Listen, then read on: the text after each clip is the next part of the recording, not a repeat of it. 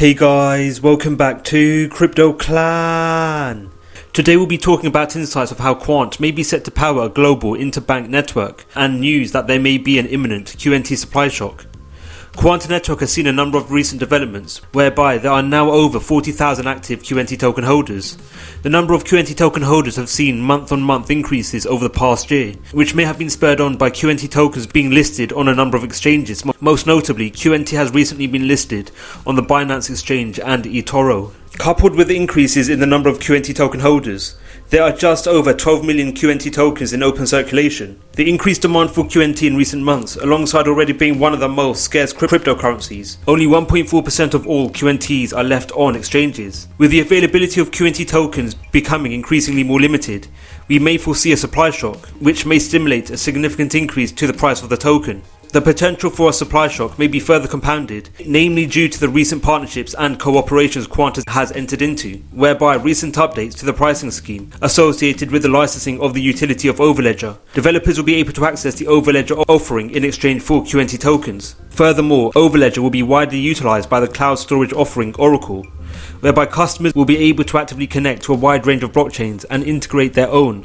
permissioned or private DLTs for enterprise-grade cross-ledger interoperability. The ability to induce interoperability as provided by Quant's Overledger will lead to developers and or Oracle themselves requiring to purchase QNT to directly utilize the offering. As Quant's offerings increase in utility, especially by global enterprises, namely in the case of Oracle, QNT token demand will increase, which in turn will stimulate further deficiencies in the supply of the token. This factor will stimulate further QNT supply shocks, which as a result will lead to QNT tokens invariably increasing in value. In other news, Quant CEO and founder Gilbert Verdian wrote a piece on the official Quant community channel on Telegram, where he discusses Quant's potential involvement in interbank network developments. The message read, "Yes, large technology companies have hundreds or even thousands of financial institutional clients who are all experimenting with blockchain. They are talking to us to create their own interbank network for their clients and connect it to the Overledger network to interoperate with other consortiums, individual banks and the wider ecosystem. This is laying the foundations for a new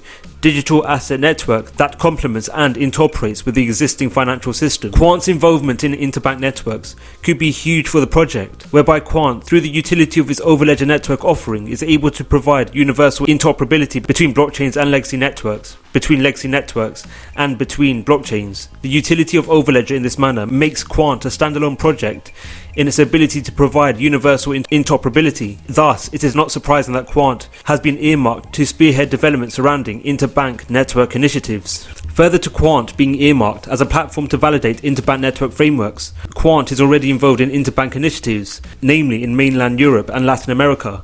Quant's Overledger is directly utilized in interbank developments in Europe. In the fintech company SIA ran interbank initiative in SIA chain, whereby Overledger is the overarching platform which facilitates the connectivity of blockchains banks utilize across Europe. The connectivity of banks in this manner will lead to methods of information such as notarization, payments, and know your customer requirements to be seamlessly shared and exchanged between banks. This will lead to improvements in the efficiency and seamlessness of details being exchanged by financial bodies, and in turn improve financial activities executed by such stakeholders, namely the 580 banks, central banks, and stock exchanges which directly utilize SIA chain and in extension Quant's Overledger offering.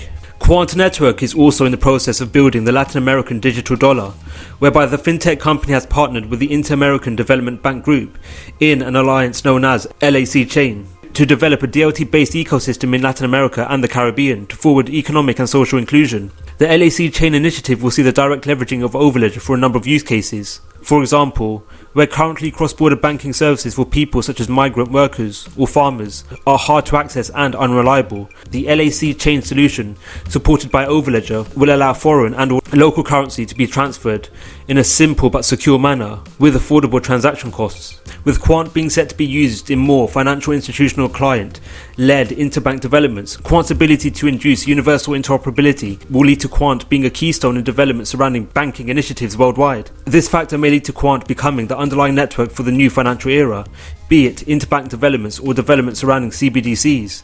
Increases in Quant's utility and development surrounding financial network use cases will lead to invariable increases in Quant's offerings, which may induce further supply shocks in regards to QNT tokens. This factor will lead to synonymous increases in the price pressure on QNT tokens, especially over the long run. What are your thoughts on Quant? Do you foresee a QNT supply shock in 2022? Let us know your views in the comments below. Join us on Telegram and Twitter where we talk all things crypto. The links to the accounts will be in the description below. Thank you for watching.